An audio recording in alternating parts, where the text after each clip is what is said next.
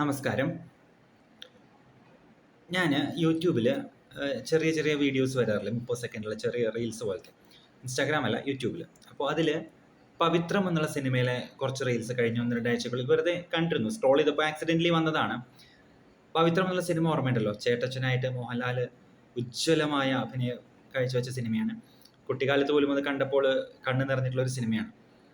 ആ ക്യാരക്ടറിനോട് ഒരുപാട് ഒരു വിഷമം, അവരോർത്തുള്ള വിഷമവും സ്നേഹമൊക്കെ തോന്നിയിട്ടുണ്ട്. അതിലെ മീനാക്ഷി എന്ന് പറയുന്ന ആ കുട്ടിയോട് ബുദ്ധിമുട്ട്, ഒരു ദേഷ്യമല്ല, അങ്ങനെ ചെയ്യാൻ പാടില്ലല്ലോ എന്നൊരു കാര്യം തോന്നിയിട്ടുണ്ട്. അപ്പോൾ ഇത് കണ്ടപ്പോൾ, ഈ ഒരു വീഡിയോ കണ്ടപ്പോൾ അതിൻ്റെ താഴേക്ക് വെറുതെ സ്ക്രോൾ ചെയ്ത് നോക്കിയപ്പോൾ 1-2 കമൻസ് കണ്ടു. അതായത് സ്വന്തം ജീവിതം നശിപ്പിച്ച എല്ലാ മണ്ടന്മാർക്കുമായിട്ട് സിനിമ സമർപ്പിക്കുന്നു എന്നുള്ളത്. പിന്നെ ഈ സിനിമയുടെ ലോജിക്ക് എന്താണ്? മോഹൻലാൽ എന്തിനാണ് ശോഭനയുമായിട്ടൊരു ജീവിതം വേണ്ടാന്ന് വെച്ചത്? ശോഭന നല്ലൊരു സ്ത്രീയാണ്, ആ കുട്ടിയെ സ്നേഹിക്കുകയും ചെയ്യായിരുന്നു. ശോഭനയെ കൂടെ കൂട്ടിയിരുന്നെങ്കിൽ ആ കുട്ടിക്ക് ഒരു അമ്മ കൂടി ആയേനെ. അമ്മയും അച്ഛനും വേണമല്ലോ കുട്ടികൾക്ക്. അതുപോലെ അവസാനം വീണ്ടും സിനിമ എല്ലാവരും കണ്ടിട്ടുണ്ടാവുമെന്ന് വിചാരിക്കണം. വീണ്ടും അവസാനം മോഹൻലാൽ ശോഭനയെ ജീവിതത്തിലേക്ക് ക്ഷണിക്കാൻ ചെല്ലുമ്പോൾ അച്ഛൻ്റെ കാര്യം പറഞ്ഞിട്ട് ശോഭന ഒഴിവാവുകയാണ് ചെയ്യുന്നത്. അപ്പോൾ അതും പരിഹരിക്കാവുന്ന പ്രശ്നമല്ലേ ഉള്ളൂ. എല്ലാവരും ഒരു വീട്ടിലേക്ക് മാറുകയോ അല്ലെങ്കിൽ ഹോം നേഴ്സിനെ നിർത്തുകയോ, ഹോം നേഴ്സിനെ നിർത്തണമെന്നുണ്ടെങ്കിൽ ഒരു വീട്ടിലേക്ക് മാറാലോ. അവിടെ വീട് ഉപേക്ഷിച്ച് പോകണമെന്നൊന്നുമില്ലല്ലോ. അപ്പോൾ ഇതൊക്കെ ശരിക്കും നമുക്കൊരു ജീവിതത്തിൻ്റെ കേസ്. ഒരു ജീവിതം നേടാൻ വേണ്ടി നമുക്ക് ചെയ്യാവുന്ന ചെറിയ ചെറിയ കോംപ്രമൈസുകളല്ലേ. അങ്ങനെ ചെയ്തിരുന്നെങ്കിൽ എല്ലാവർക്കും സന്തോഷമായിട്ട് ജീവിക്കാമായിരുന്നല്ലോ. മോഹൻലാലിനും ശോഭനയ്ക്കും അവരുടെ ജീവിതം നഷ്ടമാകുമായിരുന്നില്ല. മീനാക്ഷിക്ക് ഒരു അമ്മയെ കിട്ടുമായിരുന്നു. എല്ലാവർക്കും നല്ലതാവുമായിരുന്നു. അതിന് പകരം ഈ ഒരു ത്യാഗത്തിൻ്റെ പേരിൽ അല്ലെങ്കിൽ ത്യാഗത്തിൻ്റെ ഭാഗമായിട്ട് ആ ജീവിതം ഉപേക്ഷിക്കുന്നതിലൂടെ എന്താണ് ഉണ്ടായത്? മോഹൻലാലിനും ശോഭനയ്ക്കും അവരവരുടെ ജീവിതം നഷ്ടപ്പെട്ടു. മീനാക്ഷിക്ക് ഒരു അമ്മയുടെ സ്ഥാനത്ത് ആരും ഉണ്ടായിരുന്നില്ല. പിന്നെ പല പ്രശ്നങ്ങളും ഉണ്ടായി. അപ്പോൾ ഈ ഒരു സിനിമയുടെ കഥ അവിടെ നിൽക്കട്ടെ. സിനിമ സംവിധായകന് ഇഷ്ടമുള്ള പോലെ എടുക്കാം. ടോട്ടലി അദ്ദേഹത്തിൻ്റെ റൈറ്റ് ആണ്. ഈ സിനിമയിലൂടെ ഒരു ആശയം പറയാനാണ് ഞാൻ ഉദ്ദേശിക്കുന്നത്.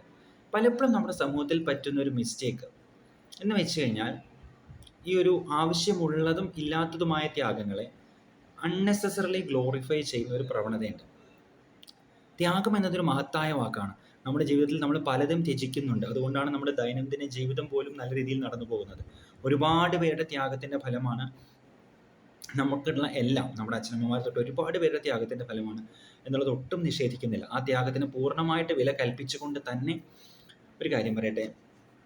നമുക്ക് ചില ത്യാഗങ്ങൾ, അല്ലെങ്കിൽ അവനവനെ മറന്നുള്ള, അവനവൻ്റെ ജീവിതത്തെയും അവനവൻ്റെ സന്തോഷങ്ങളെയും മറന്നുകൊണ്ടുള്ള ചില ത്യാഗങ്ങളെങ്കിലും നമ്മൾ ഒഴിവാക്കേണ്ടതല്ലേ? അല്ലെങ്കിൽ ഒഴിവാക്കാൻ ശ്രമിക്കുകയെങ്കിലും ചെയ്യേണ്ടതല്ലേ? അല്ലേ? നമ്മുടെ ഹാപ്പിനെസ്, നമ്മുടെ സന്തോഷം എന്ന് പറയുന്നത് നമ്മുടെ റൈറ്റാണ്. അതോടൊപ്പം തന്നെ നമ്മുടെ റെസ്പോൺസിബിലിറ്റിയുമാണ്. Let me repeat, our happiness is our right as well as our responsibility. ഒരു പരിധി വരെയെങ്കിലും അതിനെ സ്വയം നോക്കേണ്ട ഒരു ഉത്തരവാദിത്വം നമുക്ക് നമ്മോട് തന്നെ ഇല്ലേ? അല്ലേ? ത്യാഗത്തിനെ ഒരുപാട് ഗ്ലോറിഫൈ ചെയ്യുന്നത് വഴി നമ്മൾ അറിയാതെ ഒരു ലൂപ്പിൽ പെട്ടുപോവുകയല്ലേ ചെയ്യുന്നത്. നമ്മളിങ്ങനെ വേണ്ടതും വേണ്ടാത്തതുമായ ത്യാഗങ്ങൾ ചെയ്യുന്നു. ഈ സമൂഹം നമ്മളിൽ ത്യാഗിയെ അപ്രീഷിയേറ്റ് ചെയ്യുന്നു. അങ്ങനെ നമ്മളൊരു വലിയ ത്യാഗിയാണ്, ലോകം മുഴുവൻ എനിക്കെതിരാണ്, ഒരുപാട് ബുദ്ധിമുട്ടുകളുണ്ട്, പക്ഷേ ഞാൻ ത്യാഗത്തിലൂടെ ഒരു ഉയർന്ന ആളായി നിൽക്കുന്നു എന്നുള്ളൊരു കുറച്ച് സത്യവും കുറച്ചൊരു എക്സാജറേറ്റഡുമായിട്ടൊരു വേർഷൻ നമ്മുടെ തലയിൽ കയറി കഴിഞ്ഞാൽ, നമ്മളെക്കുറിച്ച് അങ്ങനെ ഒരു ഇമേജ് നമ്മുടെ തലയിൽ കയറി കഴിഞ്ഞാൽ, പിന്നെ നമ്മുടെ പ്രവൃത്തികൾ സ്വതവേ ആ രീതിയിലേക്ക് പോകാനാണ് സാധ്യത. ഈ ഒരു ത്യാഗത്തിൻ്റെ ഒരു ഹൈപ്പർ ഗ്ലോറിഫിക്കേഷൻ്റെ ഇടയിൽ സിമ്പിളായിട്ടുള്ള കാര്യങ്ങൾ, ഐ ഓൾസോ ഡിസേർവ് ഹാപ്പിനെസ്, അല്ലെങ്കിൽ there are easier ways, there are better ways to accomplish this. ഈ സോ കോൾഡ് വലിയ ത്യാഗം അല്ലെങ്കിൽ അതിൻ്റെ അളവൊന്ന് കുറച്ചുകൊണ്ട് തന്നെ എല്ലാവർക്കും, സ്വയവും മറ്റുള്ളവർക്കും കുറച്ചുകൂടി ഹാപ്പി ആകാൻ കഴിയുന്ന സൊല്യൂഷൻസ് ഉണ്ട് എന്നുള്ള കാര്യം നമ്മൾ പലപ്പോഴും മറന്നു പോകുന്നു, ഈ സിനിമയിലെ ചേട്ടച്ചനെ പോലെ. അല്ലേ? അത്തരത്തിലൊരു ജീവിതത്തിന് എത്രത്തോളം അർത്ഥമുണ്ട് എന്നുള്ളത് അത് ഓരോ വ്യക്തിയുടെയും ഇതിന് വിടുന്നു.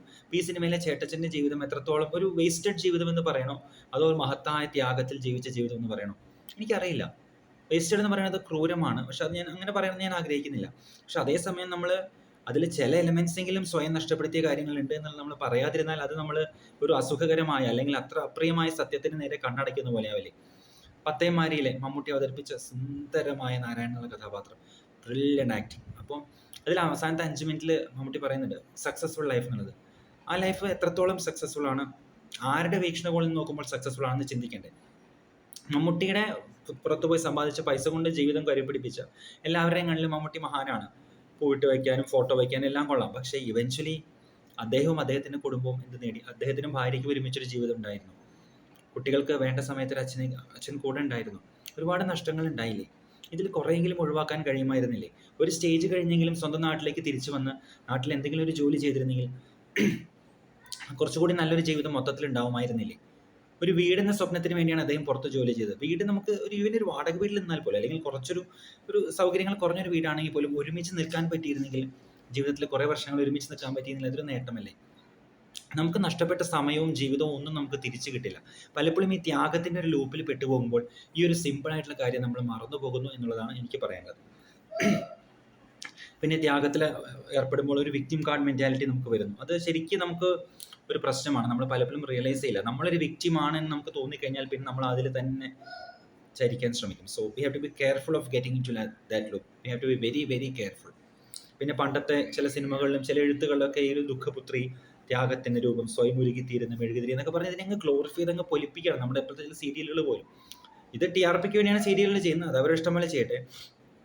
പക്ഷേ ഈ കാണുന്ന സീരിയലും സിനിമയും നല്ല ജീവിതം റിയൽ ലൈഫിൽ നമുക്ക് നഷ്ടപ്പെട്ടാൽ, ത്യാഗത്തിൻ്റെ അതിപ്രസരം കാരണം നമ്മൾ നമ്മുടെ ജീവിതം നഷ്ടപ്പെടുത്തിയാൽ നമുക്ക് തന്നെയാണ് നഷ്ടം. കുറച്ച് തലമുറകൾക്കപ്പുറം, കുറച്ച് വർഷങ്ങൾക്കപ്പുറം നമ്മുടെ ത്യാഗത്തിൻ്റെ ഫലം അനുഭവിച്ചവർ പോലും നമ്മളെ ഒരു പരിധിയിൽ കഴിഞ്ഞ് ഓർക്കാൻ പോകുന്നില്ല. അത് അവരുടെ തെറ്റല്ല.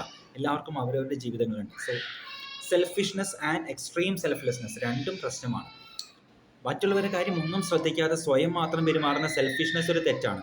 അത് എടുത്തു പറയേണ്ട കാര്യവുമില്ല. എന്നാൽ അതേസമയം എക്സ്ട്രീം സെൽഫ്ലെസ്നെസ്, നമ്മുടെ ഒരു കാര്യവും ശ്രദ്ധിക്കാതിരിക്കുന്നത് പലപ്പോഴും ഒരു വലിയ വെർച്വ ആയിട്ടാണ് പറയപ്പെടാറ്. അതൊരു വെർച്വ അല്ല, അതും ഒരു തെറ്റ് തന്നെയാണ്. ഈ രണ്ട് തെറ്റിലും പെടാതിരിക്കാൻ നമ്മൾ ശ്രദ്ധിക്കേണ്ടതാണ് എന്നുള്ളതാണ് എനിക്ക് പറയാനുള്ളത്. പിന്നെ ഈ ഒരു എക്സ്ട്രീം, ഈ ഒരു ത്യാഗത്തിൻ്റെ സിറ്റുവേഷൻസിൽ നമ്മുടെ കൂടെയുള്ളവർക്കും വല്ലാതെ പ്രഷർ വരും. ഈ സിനിമയിൽ മീനാക്ഷി ചെയ്തത് അത്ര വലിയ തെറ്റാണോ? ഒരു കുട്ടി ബാക്ക്ഗ്രൗണ്ടിൽ കരയുന്നുണ്ട്. ഇത് നമ്മൾ എഡിറ്റഡായിട്ട് എടുക്കുന്ന വീഡിയോ ഒന്നുമല്ല, അതുകൊണ്ടാണ് ഈ സൗണ്ട് ഡിസ്റ്റർബൻസ്. അത് എൻ്റെ നാച്ചുറൽ കണ്ടന്റ് ആയിട്ട് കരുതി ശ്രമിക്കുക. ഞാൻ കുറച്ചുകൂടി ഉറക്കെ പറയാം, ഓക്കെ? അപ്പോൾ ഇത് നമ്മുടെ കൂടെയുള്ളവർക്കും ഈ ഒരു പ്രഷർ ഉണ്ടാവും, അല്ലേ? ഈ സിനിമയിൽ ഈ ചേട്ടച്ചൻ്റെ വലിയ ത്യാഗം കാരണം മീനാക്ഷിക്കും പ്രഷറുണ്ട്. മീനാക്ഷി അത്ര വലിയ തെറ്റല്ല ചെയ്തത്. അവളുടെ പ്രായത്തിലൊരു കുട്ടി കോളേജിലേക്ക് പോകുമ്പോൾ ഈ നാട്ടുമ്പുറത്തെ ജീവിതത്തിൽ നിന്ന് സ്വാഭാവികമായിട്ടും ഒരു സിറ്റിയിലെ ജീവിതത്തിലേക്ക് വരുമ്പോൾ, കൂട്ടുകാരുടെ ഇടയിൽ ചെല്ലുമ്പോൾ സ്വാഭാവികമായി ഉണ്ടാകുന്ന കുറച്ച് മാറ്റങ്ങളെ അവളും ചെയ്തിട്ടുള്ളൂ. വലിയൊരു പൊറുക്കാൻ പറ്റാത്ത തെറ്റൊന്നും ചെയ്തിട്ടില്ല. പക്ഷേ ഈ ഒരു വലിയ ഫ്രസ്ട്രേഷൻ, അല്ലെങ്കിൽ ഈ ഒരു വലിയൊരു ത്യാഗത്തിൻ്റെ ഭാരം മോഹൻലാൽ ചുമക്കുന്നുണ്ട്, ചേട്ടച്ചൻ ചുമക്കുന്നുണ്ട്. ചേട്ടച്ചന് ഒട്ടും അക്സെപ്റ്റ് ചെയ്യാൻ കഴിഞ്ഞില്ല. ശരിക്ക് മീനാക്ഷിയെ പിടിച്ചു കെട്ടിടാൻ ശ്രമിക്കുന്ന ഒരു രീതിയായിരുന്നോ? സ്നേഹം കൊണ്ടുള്ളൊരു കെട്ടല്ലായിരുന്നോ? ഒരു ബന്ധുവിനെ കാഞ്ചന കൂടെ അല്ലായിരുന്നോ ചേട്ടച്ചൻ ചേർത്തത് എന്നും ചിന്തിക്കേണ്ടതാണ്, അല്ലേ? ഞാൻ ആ കഥാപാത്രത്തെ കുറ്റപ്പെടുത്തുകയല്ല, ഈ ഒരു ആംഗിളും കൂടി ചിന്തിക്കണമെന്ന് പറയുകയാണ്, അല്ലേ? എന്താണ് അതുകൂടെ നമ്മൾ നേടിയത് എന്നുള്ളതും ആലോചിക്കേണ്ടതാണ്. എപ്പോഴും ഇദ്ദേഹത്തിൻ്റെ താല്പര്യത്തിനനുസരിച്ച് അവർക്ക് ജീവിക്കാൻ കഴിയും. Eventually she's an another individual. നമ്മുടെ മക്കളാണെങ്കിൽ പോലും, നമ്മുടെ സ്പൗസ് ആണെങ്കിൽ പോലും, ആരാണെങ്കിലും ഒരു പരിധി കഴിഞ്ഞാൽ അവർക്ക് അവരുടേതായ ജീവിതമുണ്ട്, വ്യക്തിത്വമുണ്ട്, ആഗ്രഹങ്ങളുണ്ട്. നമ്മൾ ആഗ്രഹിക്കുന്ന പോലെ, അല്ലെങ്കിൽ നമ്മുടെ ഇതുകൾ പോലെ ഒരു പരിധിക്കൊന്നും ജീവിക്കാൻ ആർക്കും കഴിയില്ല എന്നുള്ളത് സത്യമാണ്. തിരിച്ചങ്ങോട്ടും വേറെ ആരുടെയും ഇഷ്ടപ്രകാരം നമുക്ക് പൂർണ്ണമായി ജീവിക്കാൻ കഴിയില്ല. ഇതിനർത്ഥം നമ്മൾ ആരെയും നിന്ദിക്കണമെന്നൊന്നുമല്ല. പക്ഷേ we have to think of ourselves also. We have to strike that fine balance between living for ourselves and living for others. We should not drift to both extremes എന്നുള്ളതാണ് എനിക്ക് പറയാനുള്ളത്. പിന്നെ നമുക്ക് നമ്മുടെ കാര്യങ്ങൾ, നമ്മുടെ ഹാപ്പിനെസ് നോക്കുന്നതും ബാക്കിയുള്ളവരുടെ കൂടെ സ്നേഹത്തോടെ ജീവിക്കുന്നതും മ്യൂച്വലി എക്സ്ക്ലൂസീവ് അല്ല. We can do it both wise, and that is one of the life skills, to strike the right balance between both എന്നുള്ളതാണ്. ആ ലൈഫ് സ്കിൽ നമ്മൾ പഠിച്ചിരിക്കേണ്ടത് തന്നെയാണ് എന്നാണ് എനിക്ക് പറയാനുള്ളത്. സെൽഫ് വിക്ടിമൈസേഷൻ, സെൽഫ് ഗ്ലോറിഫിക്കേഷൻ ലൂപ്പുകളിൽ പെടാതിരിക്കാൻ ശ്രദ്ധിക്കുക.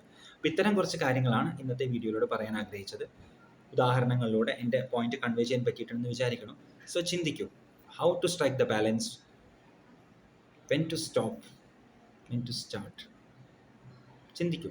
നമുക്ക് നമ്മുടെ റിയൽ ലൈഫിൽ നമ്മൾ ഫേസ് ചെയ്യുന്ന സിനാരിയോസിലും നമ്മൾ അങ്ങോട്ടോ ഇങ്ങോട്ടോ ഓവർബോർഡായിട്ട് പോകുന്നുണ്ടോ എന്നുള്ളത് നമുക്ക് ചിന്തിക്കാവുന്നതാണ്. അങ്ങനെ പോകുന്നുണ്ടെങ്കിൽ അത് തിരുത്താൻ ശ്രമിക്കുക. നമുക്ക് നമ്മളോട് തന്നെ നീതി പുലർത്തേണ്ടതുണ്ട്. അത് ഏറ്റവും വലിയ നീതിയാണ്, നമ്മളോട് തന്നെ പുലർത്തേണ്ടത്. അത് പുലർത്താൻ ശ്രദ്ധിക്കുക. Thank you.